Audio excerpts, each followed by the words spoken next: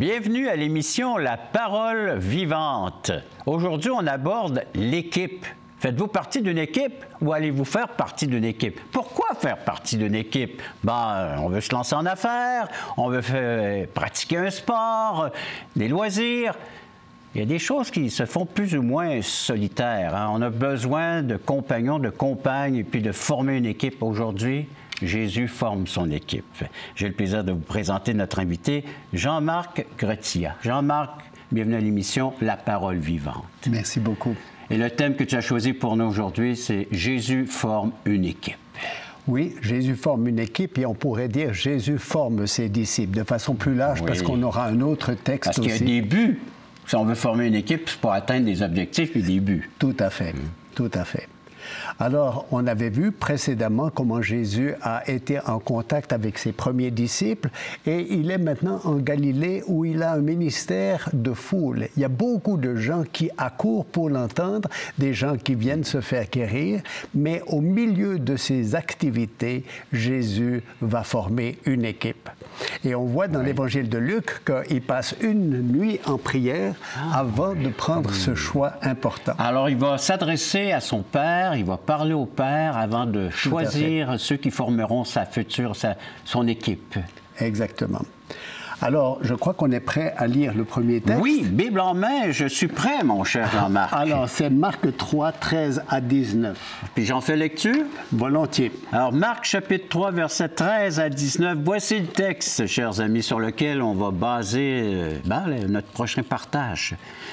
Il monta ensuite sur la montagne, il appela ceux qu'il voulut, et ils vinrent auprès de lui. Il en établit 12 pour les avoir avec lui, et pour les envoyer prêcher avec le pouvoir de chasser les démons. Voici les 12 qu'il établit. Simon, qu'il nomma Pierre, Jacques, fils de Zébédée, et Jean, frère de Jacques, auquel il donnait le nom de Boanergès, qui signifie « fils du tonnerre ». André, Philippe, Barthélemy, Matthieu, Thomas, Jacques, fils d'Alphée, Thaddée, Simon le Cananite et Judas Iscariote, celui qui livra Jésus. Toute une équipe? Toute une équipe. Alors, j'aimerais souligner certains points par rapport à ce texte. D'abord, on voyait qu'il y avait une large foule de personnes qui le suivaient. Et Jésus va prendre cette nuit pour prier et il se restreint à un groupe relativement petit, 12 disciples, comme il y avait eu 12 tribus en Israël. Ah, bien oui. Alors, c'est frappant et Jésus leur pose une question où il leur donne deux objectifs. Il leur dit, pour les avoir avec lui et pour les envoyer prêcher avec le pouvoir de chasser les démons. Alors, ça m'intrigue beaucoup parce qu'on voit que Jésus s'était attaché cette foule, mais maintenant, il veut s'attacher à un groupe beaucoup plus restreint. Parce que l'impact qu'il va avoir, c'est vraiment de vie sur vie. Il va vivre avec ces gens. Ce n'est pas simplement un cours qu'il leur propose, mais c'est une vie partagée. Un groupe de 12 personnes très bien définies. 24 heures sur 24 ensemble, voilà, presque. Ils vont vraiment s'impliquer. Ils vont manger ensemble, s'attabler, prendre les repas, coucher. Alors, 24 heures sur 24 pour former son équipe. Et alors, le premier but, c'est de les avoir avec lui, c'est que leur vie va être transformée par ce contact. Et puis, le deuxième objectif qu'on voit déjà, pour les envoyer prêcher. Donc, ce n'était pas simplement un groupe qui devait être refermé sur lui-même, mais la perspective était toujours d'aller et de répondre aux besoins de la multitude. J'apprécie le fait que tu dis que ce n'est pas un groupe qui se ferme sur lui-même, mais c'est un groupe qui va être appelé à rejoindre la foule, la masse. Tout à fait. Et alors aussi, ce qui est très intriguant, c'est de voir le type de personnes qui se sont impliquées. D'abord, on voit qu'il n'y avait pas des professionnels de la parole. On connaissait les pharisiens, les sadducéens, il y avait des gens qui étaient experts. Il y avait l'art de la parole. Voilà, exactement. Mais c'est des gens vraiment simples dans les différents corps de métier. Et aussi, ce qui est très intriguant, c'est de voir que ces gens il y aurait pu avoir des tensions. Oui. Par exemple, on voit d'abord, il est parlé de Pierre, il est toujours cité en premier lieu, mais Pierre, souvent, on voit que c'était quelqu'un de très spontané, qui des fois parlait avant d'avoir réfléchi. Oui. On peut retracer ses faits à travers les évangiles. Impulsif, toujours prompt, toujours prêt à dire de quoi puis à faire de quoi. C'est ça. Mais des fois, on se demande s'il a le temps de réfléchir. Exactement. Voilà. Et puis ensuite, il parle de Jacques et Jean. Et il dit qu'il les appelait Boanerges, qui veut dire fils du tonnerre. Alors, on peut s'imaginer que ces gens avaient un caractère bouillant. Oui. Alors, ce n'était pas toujours évident de travailler avec eux. Et alors, ces personnes se sont joints à ce groupe. Et puis aussi, ce qui est frappant, c'est qu'il a choisi Matthieu. Et Matthieu, c'était quelqu'un qui avait fait des concessions vis-à-vis des Romains. Il avait levé les taxes, il avait vraiment choisi son avantage au détriment de son engagement vis-à-vis de son peuple. Et c'était très mal perçu parmi les Juifs. Tout à fait. Et puis, il y avait aussi ce qui était aussi... Attends, donc, celui qui était ici, il y avait Simon le Cananite.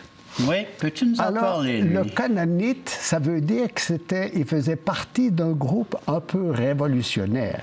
C'est comme quelqu'un qui aurait voulu qu'on puisse renverser la puissance des Romains. Alors, on est dans ce même groupe. Il y a des gens qui sont de différentes allégeances et qui vont apprendre à vivre ensemble et être transformés par ce contact avec le Seigneur. Alors, où sont les affinités entre ces hommes? Il y a même un révolutionnaire qui est prêt, lui, à renverser le gouvernement ou les autorités. Voilà.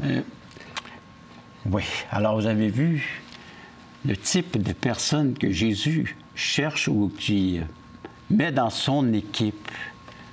Autrement dit, je pourrais en faire partie. Hein? Vous pourriez en faire partie, vous aussi, de cette équipe. Le Seigneur, il ne choisit pas au hasard. Hein? Il savait très bien ce qu'il allait faire. Et là, il a choisi.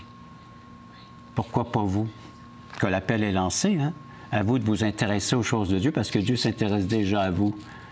Il aimerait peut-être que vous fassiez partie de son équipe. Mais dans quel but? Pourquoi faire partie de l'équipe du Seigneur?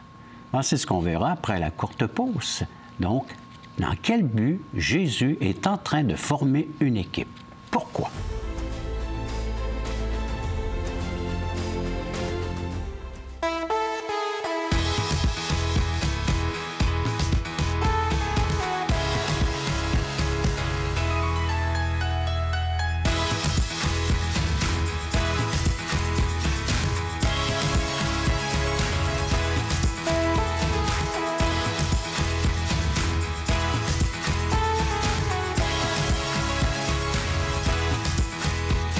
Pour en savoir plus, visitez radioespoir.ca. Faisons un retour sur ces hommes que le Seigneur Jésus se choisit pour former son équipe. Oui, alors je trouve que cette période est extrêmement importante parce que souvent on regarde dans les ministères, dans nos églises, on voit souvent des activités de groupe. Mais on voit que Jésus s'est concentré sur un petit nombre de personnes. Et je crois que si Jésus n'avait pas pris cette étape, je me demande si on aurait pu entendre l'Évangile. Parce que ces gens ont dû être en contact profond avec Jésus pour être transformés. Et je crois, moi je vois des implications aussi actuelles. Ce n'est pas simplement de faire partie de grandes activités, mais c'est d'être transformé par une relation très profonde et personnelle avec le Seigneur. Et je vois aussi une autre chose par rapport à cette équipe, c'est que justement, comme on l'a fait remarquer, ce n'étaient pas des gens qui avaient tous les mêmes pensées, les mêmes orientations. Et alors, Jésus a permis que ces gens cohabitent et puis se rabotent, se forment les uns les autres. Le fer aiguise le fer, comme la parole de Dieu dit. Et alors, ils ont été dans des situations qui souvent les a provoqués, les a transformés. Et alors, l'application que je vois de façon vraiment pratique pour nous, c'est de se dire, tu vois, comment est-ce que nous ne pouvons pas simplement faire partie d'activités qui nous stimulent, mais entrer dans une équipe où on peut vraiment s'ouvrir, devenir vulnérable, avoir un impact les uns sur les autres. Alors, c'est une des choses qui me frappe par rapport à ça. C'est un des buts que Dieu a, le Seigneur a pris ces hommes-là pour les frotter les uns avec les autres. Tout à fait. Avoir des étincelles, certainement. On les voit, ces étincelles. On voit qu'il y a Mais les former. Elle les formait. Et puis cette formation a été avec le Seigneur, mais ça a été aussi les uns vis-à-vis des autres. Et je crois que c'est ce qui se passe aussi dans nos propres vies. Alors des fois, on se dit qu'on aurait préféré ne pas être en contact avec cette personne, mais cette personne, Dieu permet qu'elle soit là et qu'elle ait une influence sur notre vie. Et ce fut bon pour notre formation en tant qu'individu, en tant que... Tout à fait. Oui, en tant qu'être que nous sommes dans notre service ou dans ce que nous sommes en train d'accomplir à chaque jour. Et si on est chrétien, mais pour notre service auprès du Seigneur. Mais quel est le but à atteindre avec cette équipe? Bien, je pense que les objectifs étaient clairement définis par le Seigneur pour les avoir avec lui, c'est-à-dire avoir un temps profond. Moi aussi, ce qui m'intrigue, c'est que souvent, quand on voit des gens qui veulent être sérieux dans leur marche avec le Seigneur, ils se posent souvent la question, comment est-ce que je pourrais servir le Seigneur? Mais on voit dans cette étape que Jésus a d'abord voulu qu'il passe beaucoup de temps dans sa présence. Donc avant le service, de connaître celui qu'on sert. Oui. C'est-à-dire, tu vois, c'est pas simplement une question de répondre à tout azimut, mais de prendre le temps de vraiment connaître le Seigneur. Notre vie a besoin d'être transformée par ce contact avec lui. Je crois que c'est le plus grand désir de notre Seigneur, c'est d'avoir un temps avec lui. Tout à fait. De profiter de sa présence. Tout à fait. Voilà. Alors, c'est, à mon sens, une étape extrêmement importante. On avait vu que Jésus a été en contact avec ses disciples. Ouais. Il leur a permis d'observer sa vie. Puis ensuite, il y a eu un appel qui a été beaucoup plus centré, un appel individuel. Puis maintenant, c'est former une équipe. Pas simplement de rester dans un groupe mal défini d'un grand nombre de personnes, mais des personnes qui vont le suivre et qui vont apprendre à le connaître et être transformées par ce contact. Et chacun partagera des tâches ou accomplira des tâches au sein de cette équipe. Tout à fait. C'est comme une équipe de sport, chacun a sa position, a sa façon d'expérimenter ce sport-là. Ben nous, on a une façon ici, par le Seigneur Jésus, de voir comment expérimenter maintenant notre vie et notre service chrétien. Ben, tout à fait. Tout à fait. Alors ça, c'est assez remarquable sur cette étape. Alors, quelle est la prochaine lecture qu'on devrait faire ensemble avec nos téléspectateurs pour avancer dans ce projet, dans ce processus d'accomplissement de la mission ou de la formation? Alors, il y a un autre passage, je dirais une quatrième étape, c'est l'envoi en mission. Donc, on peut dire que ces disciples, cette équipe formée, a été avec Jésus. Ils ont beaucoup appris de ce contact. Leur vie a commencé d'être vraiment transformée, remise en question. Et maintenant, dans Matthieu, chapitre 9, les versets 35, au début du chapitre 10, verset 1, on va voir les premières expériences individuelles missionnaires de ses disciples. Jusqu'à ce moment-là, ils ont été observateurs. Ils ont bien apprécié ce temps-là, mais on va voir comment Jésus va les envoyer et on voit qu'il y a une certaine crainte parce que jusqu'à ce moment-là, ils ont été plutôt observateurs. Alors, c'est l'inconnu. Mais tu peux nous lire le texte? Je crois qu'on manquera peut-être un petit peu de temps. Au moins, lisons le texte et on reviendra après. Alors, je sais que le temps, ça te préoccupe, puis moi aussi, puis chacun de nos téléspectateurs aussi sont préoccupés, mais prenons le temps de lire le texte. Alors, c'est Matthieu, chapitre 9, verset 35 jusqu'à 10, verset 1. Jésus parcourait toutes les villes et les villages, enseignant dans les synagogues, prêchant la bonne nouvelle du royaume et guérissant toute maladie et toute infirmité. Voyant la foule, il fut ému de compassion pour elle, parce qu'elle était languissante et abattue comme des brebis qui n'ont point de berger. Alors il dit à ses disciples, « La moisson est grande, mais il y a peu d'ouvriers. Priez donc le maître de la moisson d'envoyer des ouvriers dans sa moisson. » Puis, ayant appelé ses 12 disciples, il leur donna le pouvoir de chasser les esprits impurs et de guérir toute maladie et toute infirmité. Jean-Marc, merci pour ta lecture et je dis à nos téléspectateurs qu'après la pause, courte pause, on revient avec le texte, puis on analyse, on regarde ensemble quelle est la mission que Dieu est en train de confier à ceux qu'il s'est choisis comme disciples. Après la pause.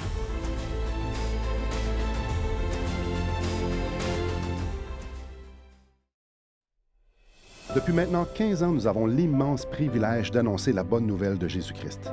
Par la grâce de Dieu, nous avons fait plus de 500 émissions, distribué gratuitement des milliers de livres et que dire des centaines de personnes qui ont répondu par la foi à l'appel de Jésus. Aujourd'hui, nous aimerions inviter ceux qui ont reçu cette bonne nouvelle à faire équipe avec nous. Aimeriez-vous avoir un impact dans la francophonie pour l'Évangile? Joignez notre équipe en participant financièrement à la production de l'émission et en nous permettant de continuer à offrir de la littérature gratuitement à ceux qui sont ouverts à l'Évangile. Contactez-nous. Il nous fera plaisir de vous partager comment vos prières et vos dons peuvent faire la différence.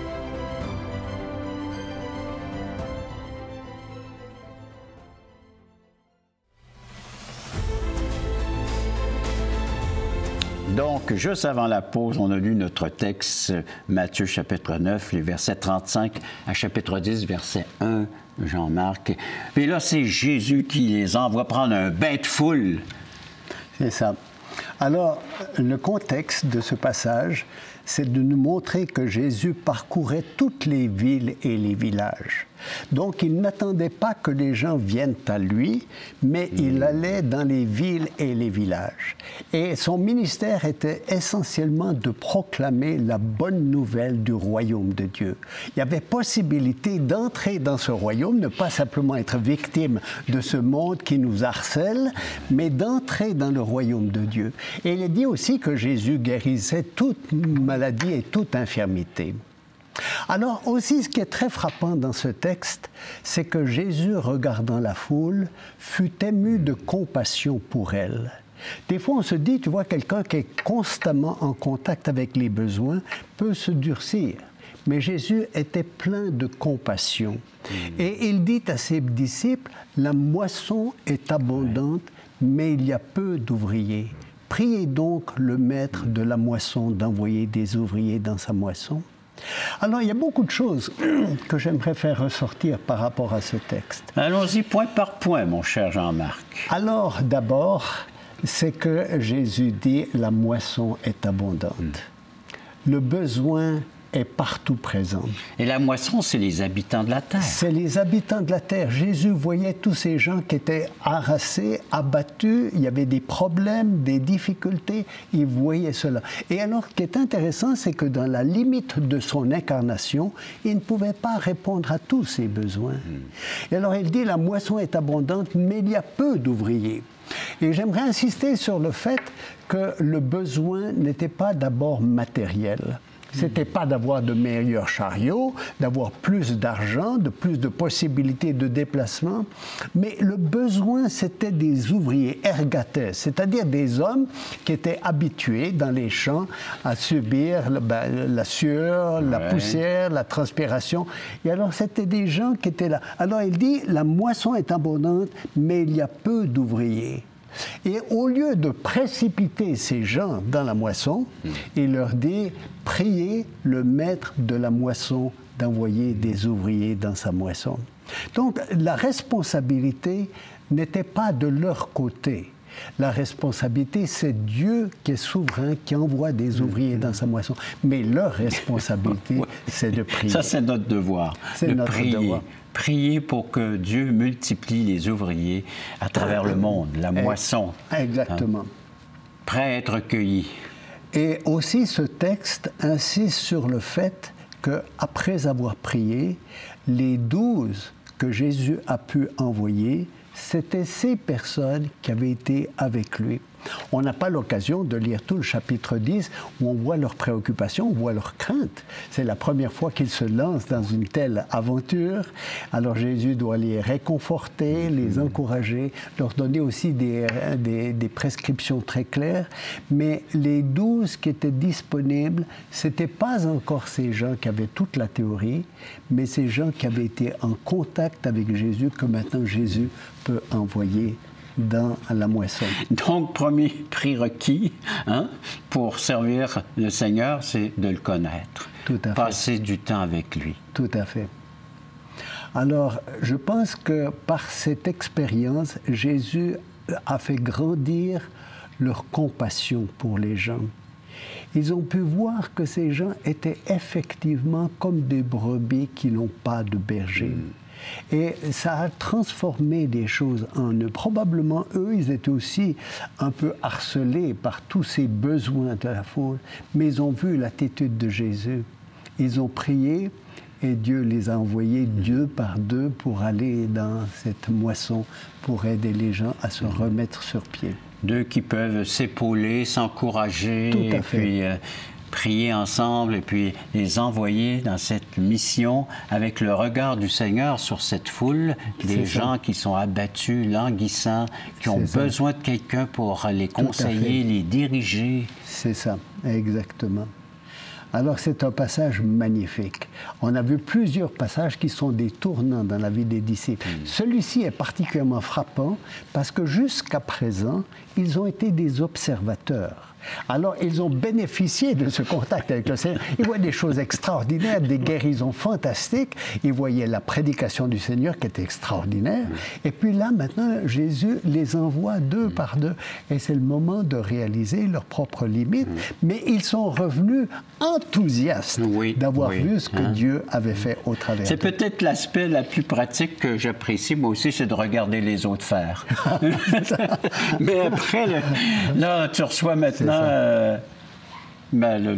l'ordre maintenant, c'est à ton tour, vas-y. C'est comme tu es assis sur le banc, là. Tout à fait. Tu regardes les autres jouer, c'est fantastique. Puis tu peux critiquer un peu de la façon dont ils le font, parce que...